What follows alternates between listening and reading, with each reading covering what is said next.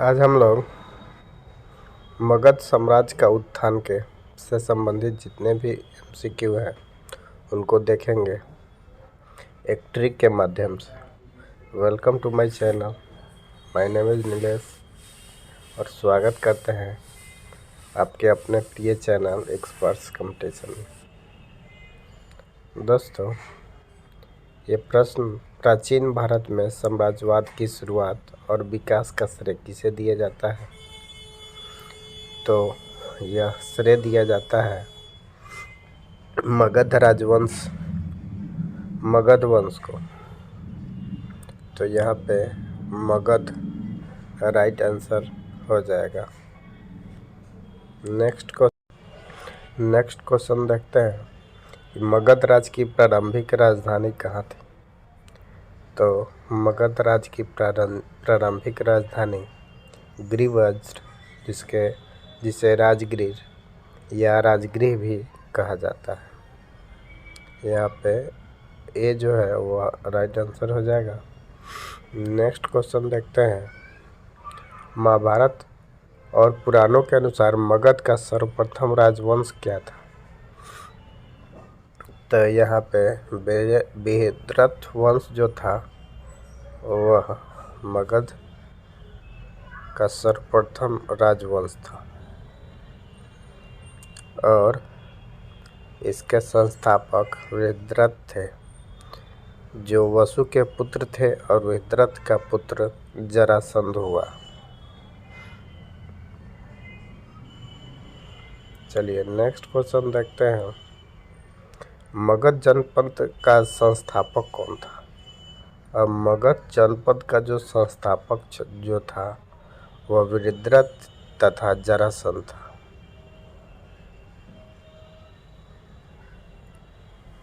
चलिए next question देखते हैं। निम्नलिखित में से मगध साम्राज्य का वास्तविक संस्थापक था? तो वास्तविक संस्थापक जो था वह बिंबिसार था। वास्तविक संस्थापक बिंबिसार था। चलिए, बिंबिसार श्रेनिक एवं अजातशत्रु कुनिक किस वंश के थे? तो यह हर्यक वंश के थे।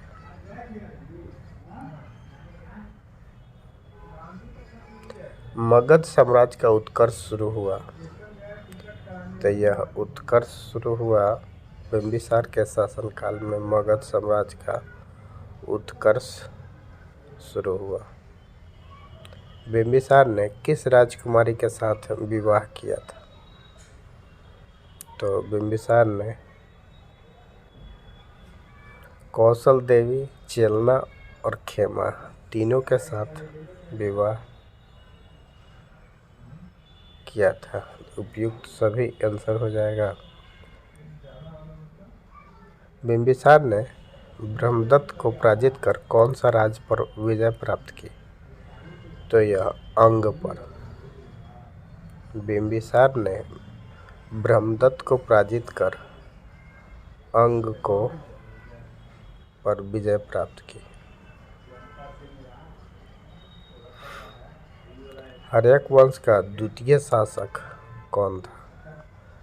तो हर्यक वंश का द्वितीय शासक अजातशत्रु था। द्वितीय शासक कौन था? अजातशत्रु था। मगध के किस शासक ने राजगीर में दुर्ग तथा स्तूप की स्थापना की? तो यह बिंबिसार का पुत्र अजातशत्रु ने मगध के राजगीर में दुर्ग और स्तूप की स्थापना की थी। वज्जीसंघ के लिच्छवी को पराजित करने वाला जो मगध का शासक था वो अजातशत्रु था। चलिए आगे देखते हैं। अजातशत्रु के साथ प्रेम संबंध के लिए प्रसिद्ध नर्तकी आम्रपाली किस राज्य की थी? तो वह वैशाली की थी।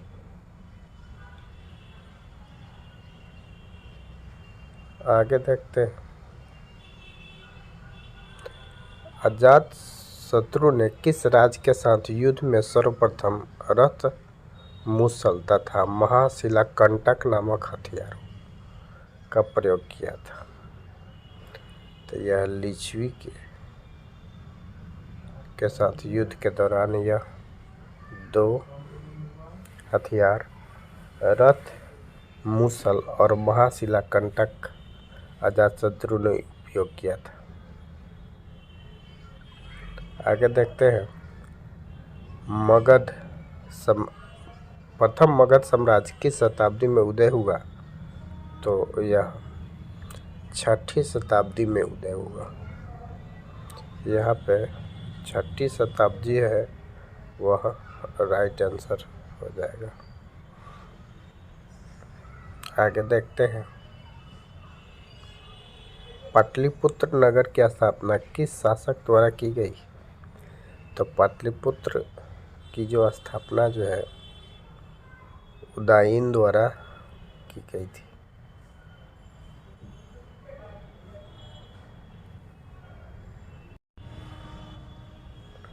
नेक्स्ट है किस शासक द्वारा सर्वप्रथम पाटलिपुत्र को मगध की राजधानी बनाया? तो मगध को राजधानी बनाने वाला सबसे पहला शासक जो था वह उदयन था। यहाँ पे उदयन आंसर हो जाएगा। आगे देखते हैं हर्यक वंश का अंतिम शासक कौन था? हर्यक वंश का जो अंतिम शासक था वह मुंडक था। हर्यक वंश का अंतिम शासक मुंडक था। हर्यक वंश के पतन के पश्चात मगध पर किस राजवंश का सत्ता स्थापित हुई? तो यह शिशुनाग वंश की सत्ता स्थापित हुई थी। हर्यक वंश के बाद शिशुनाग वंश की सत्ता स्थापित हुई थी। आगे है मगध के किस शासक ने सर्वप्रथम राजगृह या गिरिराज के अतिरिक्त वैशाली को भी अपनी राजधानी बनाई थी? तो यह शिशुनाग ने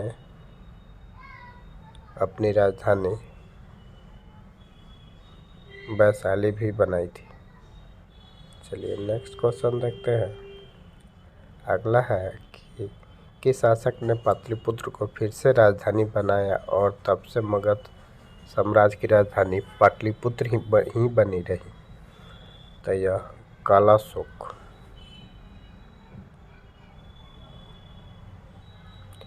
काकवर्ण भी इसको बोलते हैं। चलिए नेक्स्ट देखते हैं। द्वितीय बौद्ध संगति का आयोजन 383 ईसा पूर्व में किसके शासनकाल में हुआ?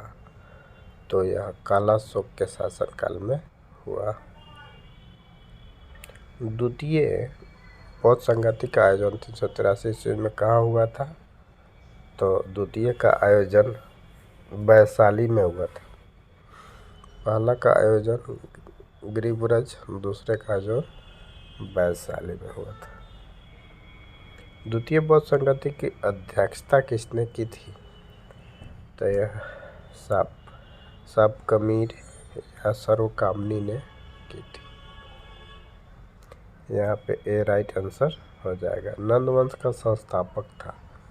नंद वंश का संस्थापक जो था महापद्मनंद था। कौन था? महापद्मनंद था। अगला है मगध के किस शासक को कली का अंश या परशुराम अवतार क्षत्रियों का नाशक सर्व छत्रातक या एकराट कहा गया है? तो यह महापद्मनंद को ही इन सभी की उपाधि दी गई है। अगला क्वेश्चन है निम्नलिखित में से कौन सा नंद वंश का अंतिम शासक था? तो नंद वंश का अंतिम शासक घनानंद था। यहाँ पे घनानंद राइट आंसर हो जाएगा। 383 ईस्वी पूर्व प्रथम बौद्ध संगीत के आयोजन किसके शासनकाल में हुआ था? तो यह अजातशत्रु के शासनकाल में हुआ था। प्रथम बौद्ध संगति का आयोजन कहाँ हुआ था? तो यह राजगृह या ग्रीवरज में हुआ था। और प्रथम बौद्ध संगति की अध्यक्षता किसने की थी? तो यह महाकश्यप द्वारा की गई थी। कलिंग के सर्वप्रथम मगध साम्राज्य में किसके शासनकाल में मिलाया गया था? तो यह कलिंग को सर्वप्रथम महापद्मनंद के शासनकाल में मिलाया गया था। कलिंग जो कि उड़ीसा का क्षेत्र पड़ता है, उसे सर्वप्रथम महापद्मनंद ने मिलाया। उसके बाद अशोक द्वारा कलिंग युद्ध विजय प्राप्त की गई। चलिए नेक्स्ट देखते हैं। निम्नलिखित में से मगध का कौन सा शासक सिकंदर के समकालीन था? सिकंदर के समकालीन जो था वो घनानंद। लास्ट क्वेश्चन देखते हैं। निम्नलिखित में से किस शासक द्वारा पाटलिपुत्र को बसाया गया था? तो पाटलिपुत्र को बसाया गया था उद्दैन द्वारा। ओके दोस्तों, अभी तक आपने मेरे चैनल को सब्सक्राइब नहीं किया है तो सब्सक्राइब कर दें। जय हिंद दोस्तों।